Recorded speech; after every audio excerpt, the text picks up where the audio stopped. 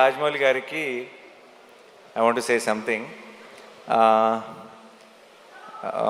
నాకు చాలా ఒక సెంటిమెంట్ ఉండేది. ఎప్పుడు రాజమౌళి గారు ఎప్పుడు ప్రసాద్ మల్టీప్లెక్స్కి వెళ్ళేవారు. నేను కూడా రెగ్యులర్గా నా ప్రతి కొత్త సినిమా నేను అక్కడికి మార్నింగ్ షో చూడటానికి వెళ్ళేటప్పుడే చెక్ చేసుకునేవాడిని, రాజమౌళి గారు వస్తున్నారా, ఫ్యామిలీ అందరు అక్కడ ఉంటారా.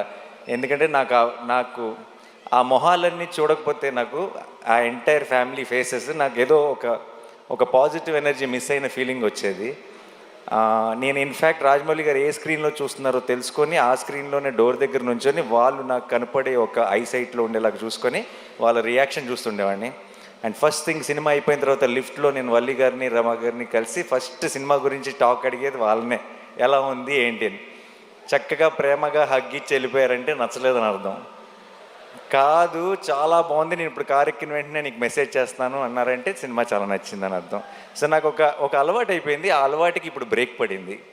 ఎందుకంటే ఐ థింక్ ఇప్పుడు మేమెవరూ అటువైపు వెళ్ళట్లేదు సినిమాలు చూడటానికి. అండ్ అది మిస్ అవుతూ వచ్చాను. బట్ సార్, ఆ ఫీలింగ్ మిస్ అవుతూ వచ్చాను. ఈ May 1st మీకు ఏం పనులు ఉన్నా సరే, ఒకవేళ మీకు ఏమైనా ట్రావెల్ ప్లాన్స్ ఉంటే మీ పాస్పోర్ట్ నేను లాగేసుకుంటా.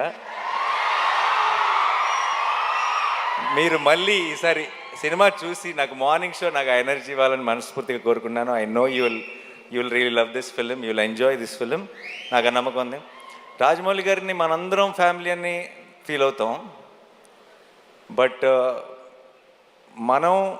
మన్ని ఆయన ఫ్యామిలీ అని ఫీల్ అయ్యే ఛాన్స్ చాలా అతి కొద్ది మందికి ఉంటుంది. అందులో నేను కూడా ఒక్కడిని. నాకు ఆ ఛాన్స్ దొరికినందుకు, నాకు ఆ ఛాన్స్ ఇచ్చినందుకు, నేను ఒక ఫ్యామిలీ మెంబర్ లాగా ఫీల్ అయ్యేలాగా చేసినందుకు రాజమౌళి గారికి, రమ గారికి, వల్లి గారికి, టు ద ఎంటైర్ ఫ్యామిలీ, కార్తికేయకి, అందరికీ స్పెషల్ థ్యాంక్స్.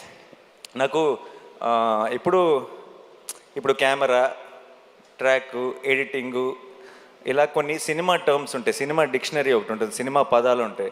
ఆ డిక్షనరీలోకి వెళ్ళిపోయిన ఒక పదం, ఒక పేరు SS Rajamouli. I think that's the only name you can put it in that. ఎందుకంటున్నానంటే చాలాసార్లు ఎలా చెప్పాలో తెలియదు ఒక ఎమోషన్. ఇది థియేటర్లో చాలా హై వస్తుంది సార్ ఈ ఎపిసోడ్ అని చెప్పాలంటే రాజమౌళి ఎపిసోడ్ లాంటి ఎపిసోడ్ అని చెప్తాం. అండ్ అది ఒక ఎగ్జాంపుల్, ఒక రిఫరెన్స్ పాయింట్ అయిపోయింది. ఈ సినిమాలో హిట్ త్రీ నా కథ నరేషన్ ఇచ్చినప్పటి నుంచి ఈ సినిమాలో ఒక మూమెంట్ ఉంది. ఆ మూమెంట్ గురించి నేను శైలేష్ ఎప్పుడు మాట్లాడుకున్నా, మెసేజ్లో మాట్లాడుకున్నా, ఆ రాజమౌళి మూమెంట్కి ఆర్ఆర్ అయిపోయిందా అనే మాట్లాడుకున్నాం ఇప్పుడు దాకా. ఎందుకంటే ఒక థియేట్రికల్గా ఒక సూపర్ హై వచ్చే ఒక ఎమోషన్ ఉంది అంటే దానికి ఆటోమేటిక్గా ఆ పేరు పెట్టేయాల్సి వస్తుంది. అంతకంటే బెటర్గా ఎక్స్ప్లెయిన్ చేయలేని పరిస్థితి. అండ్